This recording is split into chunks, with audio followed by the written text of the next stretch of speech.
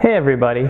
So one of the things I really appreciated putting on my wagon over here are these mud guards. And the way I actually came to wanting them wasn't just driving around on the street, although that certainly was a contributing factor, but it was really once I started tracking the wagon and having to clean up all the rubber that got kicked up along the side of the body here. When you get rubber marks on your car, they don't just simply wipe away when you're washing the car. You either have to like scrape it a little bit or use some specialty cleaner like Mother's R3 on there. So, I got tired of seeing all these little marks there, having to spend extra time cleaning them up. So I said, you know what, I'm going to go ahead and get some mud guards. And thankfully, BMW makes, mud guards for this. Well, they don't make it for the M Sport body up here, so I had to modify it a little bit. But the fact of the matter was, I could start with an OEM piece and then, just paint it and put it on there. Well, for the new M2, there are no OEM mud guards. So now what do I do? Well, there are a couple enterprising folks out there that have, made their own. I think there's something like $70 an axle. And for someone like me, that's a little bit much to pay for something like that. And also, I like to do things myself. So with that said, let's go ahead and take some common everyday items and make our own. So what materials do you need for this project? Well, aside from the cutting mats, which you need one per wheel well, you're going to want 4 of these 1/4 inch long nylon spacers. I just picked these up at my local Home Depot, and you'll need 2 for each of the rear wheel wells. And then you need to get this assortment of U-clips and screws. Now you're not going to use all of them. You're really only using these in the front, but I just saw on Amazon that this was an easy way to get them, and we're going to be using the 5mm screws and U-clips in particular. And you have to make sure, it's very important, that you get the Russian description assortment that's made in China. Just kidding. So here you see a couple different mud guards I've made for both front and rear axles from this normal everyday cutting mat pack I just bought off of Amazon. Now the reason why you see 3 different styles here is, well, I actually made 2 different types for the front because some people may prefer different aesthetics, and I kind of wanted to see what would look better too, but there's only one version for the rear axle. And if you want to do this yourself, I've put the link I made to the drawings I made of these different mud guards in the video description. So next I'm going to show you how to make these and then how to install them. So after you've marked where your drill holes are going to be, go ahead and just take a punch and dimple it so that the drill bit itself isn't going to walk when you start drilling. Then we can go ahead and drill them. For the front mud flap, I'm going to be using a 5/32 drill bit. For your metric guys, you can use 4 or 5mm. And you can see it makes that hole very quick and easy. Now for these other cuts, I've kind of used a pocket knife here, and I've gone and just scored it slightly.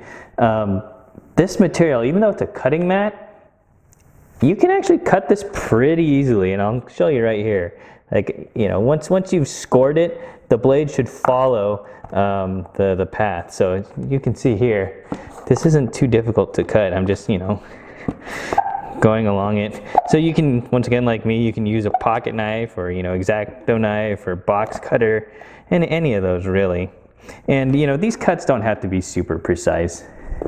Now for this other hole over here on the taller front mud flap version, we're going to step up to a 1/4 inch drill bit, or for you metric guys, 6 to 7mm. Now if you're going to be making the taller version of the front mud flap, it's going to be really important to make this relief cut here so that this material can bend and get captured by the nut. For the rear mud flap here, the outermost holes are going to be 3/16, and the innermost one is going to be 1/4 inch again. Now, once you've got one of these made, it's really easy to make the second because you just flip it over to make a mirror image, and then you just, mark out where you need to make your drilling and cutting again. Once the car is up in the air, we're going to take our 17mm and undo all of the lug nut bolts. And when we get to the final lug bolt, the wheel's going to want to fall off, so I just use my foot underneath to kind of support it so that it doesn't. Now we can go ahead and grab the wheel and pull it off. Okay, now we're looking into the wheel well, and we're going to zoom in here on these little plastic rivets on the edge that hold the wheel well liner to the body. You can see this guy here, and each one of these has a little pin in the center, and what we're going to do is we're going to take a punch, put it right on that center, and just knock it in. And you hear that go clink clunk into the body exterior. Well, that little piece is going to live there forever now. But what this means is the legs on the back side can now contract, and we can pop this little expanding rivet thing out. And for the short version of the front mud flaps, we're going to remove both these lower two expanding rivets. If you're going to use the tall version, well, then you're going to have to remove that upper third one here, just outside of the frame a little bit.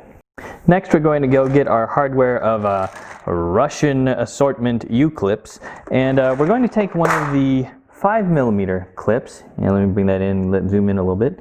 And these things are normally pretty tight together on the edge, right here. And so what you might want to do is just take a flat head, put it in there, and then spread these two pieces apart just a little bit, just so you have a bit of a gap. So we'll go ahead and pry this liner back a little bit. You can see I'm just using a trim tool, and then we can go ahead and slip this clip around it until the holes align. Now that we've got these two clips set up, let's go ahead and remove this innermost 10mm plastic nut.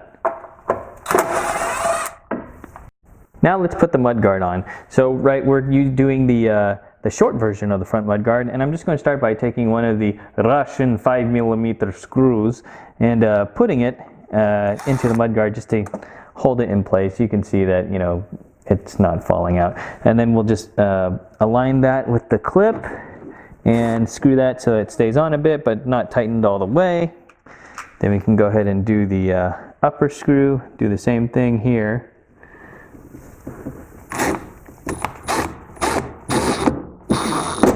That one we can do all the way, and then we'll go ahead and tighten the bottom one. And these just need to be hand tight snug. And then further in on the inside here, we can take the 1/4" hole, get that over this stud that comes out of the body, and then we can take our 10mm and just go ahead and put that on there.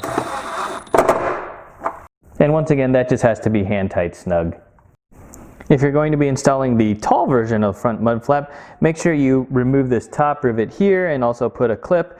And then instead of the innermost 10mm nut, we're going to be removing this upper one over here instead. Then the process is pretty much the same. Take your mudguard, get a screw started in there, and then get that screw into the clip just to hold things in a bit. Take your other two screws, and then fasten these upper screw holes and clips.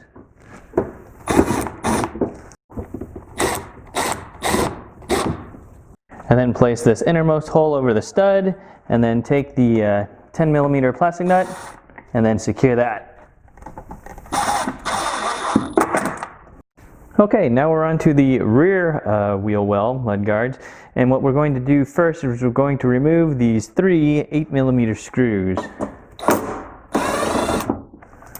Now we can take our mudguard, and we're just going to start by taking one of those 8mm screws and just threading it through the mudguard, getting it started, so that we have a decent amount sticking out of the other side. And the reason why we want a little bit sticking out, so we can take one of those little 1/4" spacers and pop that over the back side of it. From here, then we'll go ahead and do the same with the upper screw.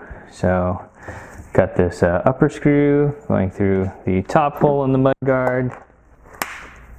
And then just like the bottom, I'm going to put a spacer over it.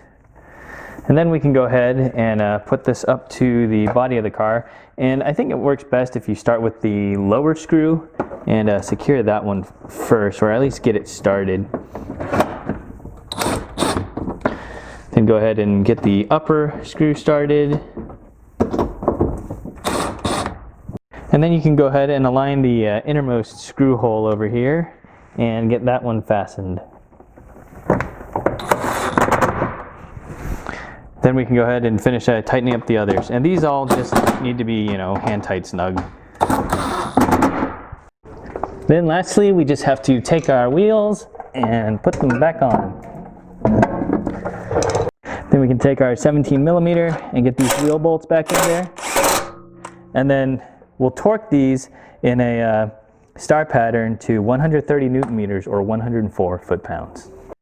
Hey guys, so now we're looking at the full car with the mudguards mounted, and from, you know, standing height on the side here, you can see that, you know, they don't grab your attention. They certainly are there, but they're not going to draw anyone's attention to them, which is great.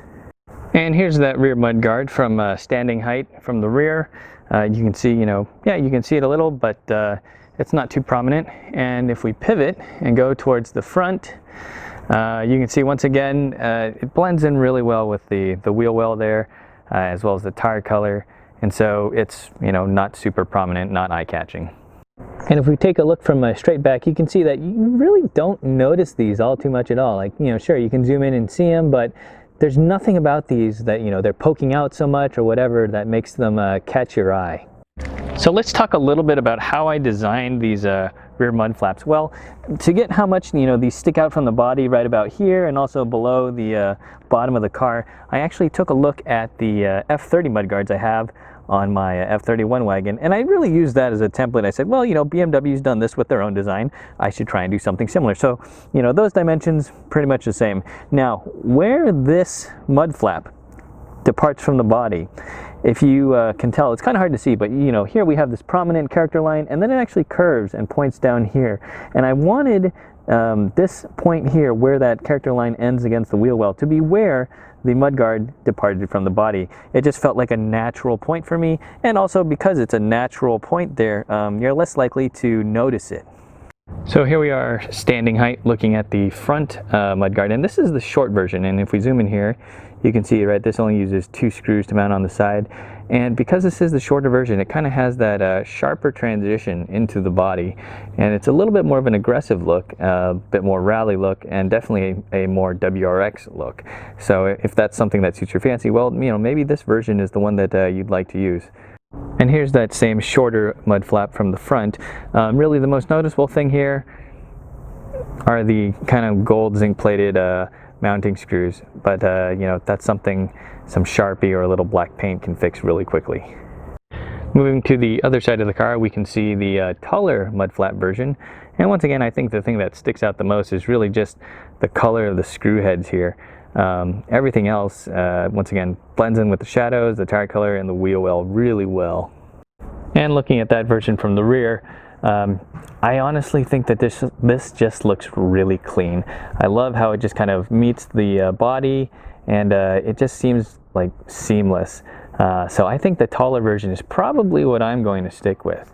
And you know, just like the rear mudguards, the amount of protrusion out of the side of the body, as well as how much it sticks down from the body, I modeled after the BMW ones for the F30. So those are some DIY mudguards for your M2. You know, whether you like this shorter style with a little bit more aggressive turn into the body, a little bit more rally-ish, or you like just more the cleaner, taller version, you know, you can use either one. The drawings to both are in the video description. And really, you know, for all 4 corners, roughly about $25, so not too bad.